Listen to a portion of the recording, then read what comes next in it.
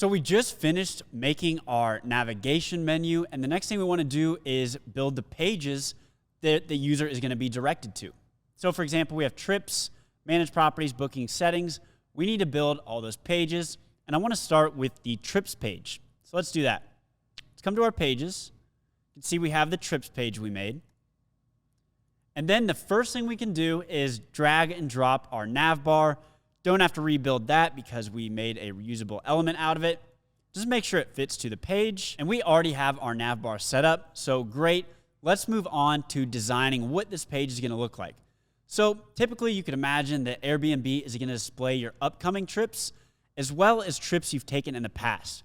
So we'll have two sections, one for upcoming, one for past trips, and then we'll just display some basic information. Since we have our database already set up and configured, this is going to be super easy. All we're doing, again, is building one component, making a repeating group, and that's going to be it. That's how easy it is to build these pages. The first thing we'll do is give a label to the page. So let's just drag a text box on here, and we'll say trips. Great. So now we can see this looks horrible. Let's fix everything about this right away. So on the main page, we're going to come up and select the layout, and of course, we want to give it that column layout. So now you can see trips is right below our nav bar, but we want this to be, first of all, centered. So let's center it. Let's change the appearance and put that text all the way to the left. Let's also make it a little bit bigger, so give it an 18 and bold. We'll see what that looks like. Let's even make it bigger than that. Let's give it 24. Now let's fix that width of the component. So come to layout. We'll make sure we uncheck the fixed width. We'll give it a 0 pixel min. And then we'll just give some margin on the left and right. Say 20, 20. And let's also give it a 20 pixel margin on top. So now we have our trip set up where users are going to be able to know what page they're actually on. Super important that you let people know what page they're on somewhere, give an identifier of some type. So let's move on to our repeating group now that we have that. We'll come and we'll select our repeating group. We'll just drag that on our page like so. And you can see it gives us that 4-row, 1-column format, which is not what we're looking for. Now we want this to emulate what we did on our home page. So we're actually going to have a single row and then multiple columns. So we don't know how many columns we're going to have. We'll probably do a set column of 4. We'll start by building the one component. That way it's going to display across and we can see what it looks like. So again, we're probably going to have a column format here. So let's go ahead and edit this. Make sure our layout is in fact the column. And then we're going to want to make the element not fixed width. So we'll go 0. And then we'll go max width infinite and leave it like so. Remember, we'll leave that min height for now just so it doesn't collapse on us.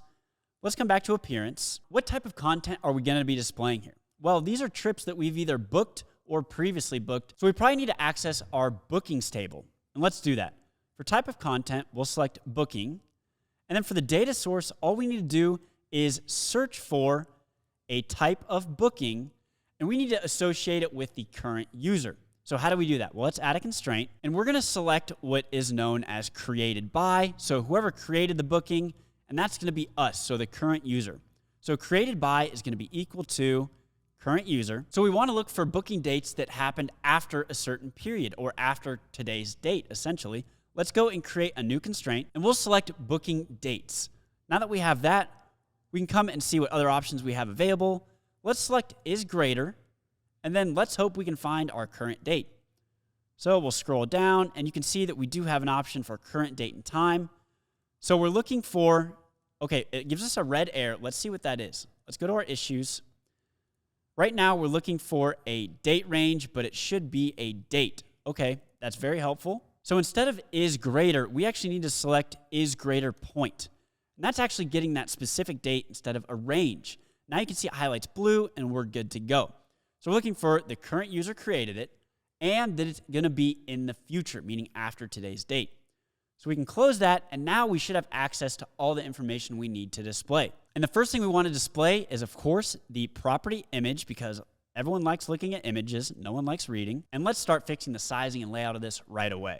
So we'll go to layout. We'll center it. Of course, uncheck our fixed width. And let's give this a min width of 0 pixels. And we'll leave the height for now. Again, don't want it collapsing yet. Then let's give it a top margin and left and right margin. So we'll say 20, Let's actually give it a 20 all around. Then you can see it resizes, so we have some space on the outside. Again, that's what margin does, gives you that space that you need from the parent element. So let's scroll down. We have image A. Let's actually rename image A to something we know what it is. So image booking property. Then we can go ahead and go to our appearance. We want to input a dynamic image. So let's think about what we want to do. Well, we want to get that current sales image. So let's look at what we have available to us in our dynamic data. Let's come to dynamic data. We have the current sales booking. Okay, so let's select that. Then we have our property available to us. So let's go, so current sales booking property. And then we're going to have those images available to us. So let's find our property images. You can see we have that right here. So property images. And then we want to select those images. Remember, it's a list. We want to grab that first item. So whatever that first item that was uploaded by the host, we want to go ahead and display that right here. So we'll say first item. And then, of course, we want to select our additional option, process by ImageX. And that allows us to, again, resize and really define how the image is going to be displayed. For this, all we want to do is select our resize to fit the dimensions by cropping, and we are good to go. Again, you can play with these later if your image looks weird, but that's all we're going to do for now. Let's close that up, and we should be displaying all of our images correctly across our repeating group based on the cell's ID. Now let's display those text fields below the image, and I'm thinking we want to display maybe the city or neighborhood that the booking was, as well as the host information, and then we can also display the dates you stayed. So let's do that. But the first thing we need to do is actually make a new group because we need to access some different data types. So let's drag a group on. And what do we need to get in this group? Well, we actually need to, now that we searched for a booking, we searched a list of bookings, we need to get the current bookings information. So whatever it returns as the booking for the cell, that's what we need access to. So how do we get that? Let's come to type of content, and we need to select our booking. But this time, we need to select our current sales booking as the data source. Remember, at the parent level, we were just searching for bookings. Now we need to display the current sales booking. So let's reformat this. Let's give it a horizontal center, and then let's make it a column. It's going to have us redo that container alignment. So we'll put it over in the middle. And now let's give it a 20 margin on all sides. So we'll do that really quick. Let's uncheck our fixed width again, make that 0. We'll leave the min height for now, and we'll give it that 20 all around for the margin. Except the top. The reason being is we already gave this a bottom margin of 20. We don't want it 40 pixels away. Let's just leave it at 20. So let's come back and make that 0. Great. And now what we want to display is the text boxes. So we're going to have 3. So let's drag our first text box in, see what that looks like. So one thing we do need to do is go ahead and make this a column layout, which we have. So it should be in column already. Let's give that a horizontal alignment. So let's do that.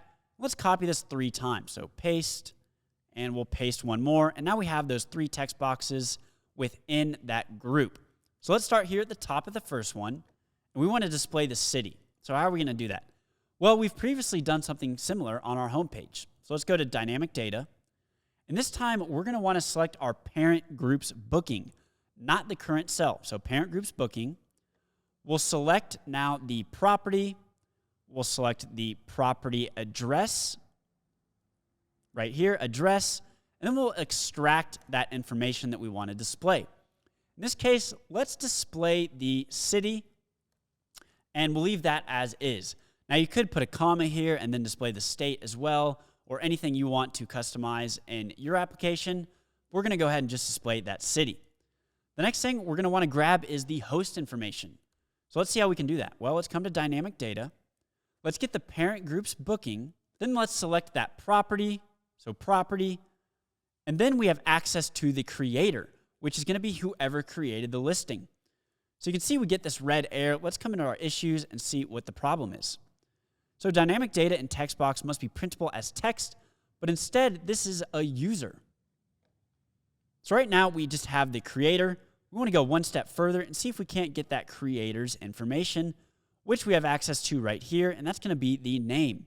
Now you can see it highlights blue and is going to allow us to do that. Now, before we display their name, let's give it a input right here and just say hosted by, and it'll say hosted by, and then that property creator's name. That's exactly what we want. So that's awesome that we're able to do that. And that just showcases how easy it is to build these apps if you have your database already pre-configured like we did in the beginning.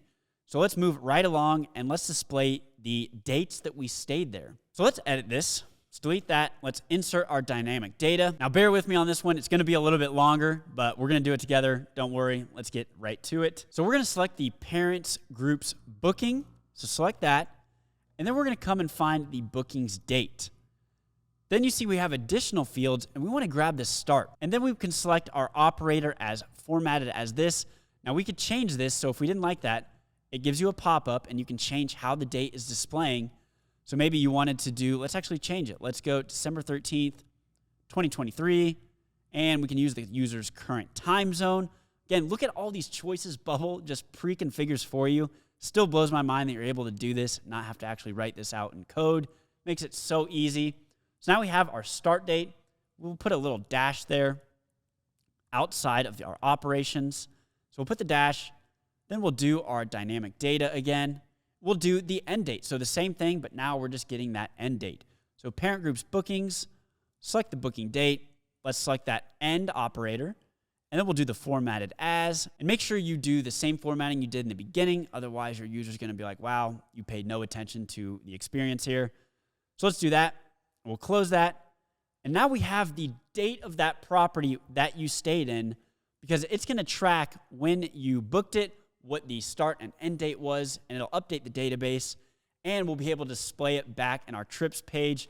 Again, this is super cool. Let's do one more thing here. We want to display our previous trips. So let's expand our workspace a little bit. Right now, it is not as big as I'd like it. You can see the default builder height is 767. Let's make this like 1200 so we have more room. Now you can see we can scroll down a bit. Now you're probably thinking this lesson will be the same length for the next portion, but you are sadly mistaken. We're working with no code. Let's start copy and pasting stuff. So we'll copy that title, paste it down here. Let's give that a name of previous trips. And then let's copy this entire repeating group. Let's copy, paste it down here. Now we have this all over again. But do we have to go back and redefine all the data we're displaying? Well, no. Think back at the condition we originally started with. Let's go to our parent. What are we looking for? We're searching for bookings that are beyond the current date. Is it really going to be as simple as saying smaller than this certain point, meaning prior to the current date, and it displays all of the information we're looking for? Yes, that is exactly what we're going to do, and that concludes our trips page. All we had to do was build one component. It displays across our app. Then we changed one thing in our conditional, and it's going to display everything we need for the previous trips. Honestly, that should blow your mind that you can build this entire page out that looks almost identical to Airbnb's homepage in a matter of a few minutes. As you can tell, I'm getting more and more excited as we continue on. Let's get into the next lesson and see if we can't build upon this even further in the upcoming pages. I'll see you over there.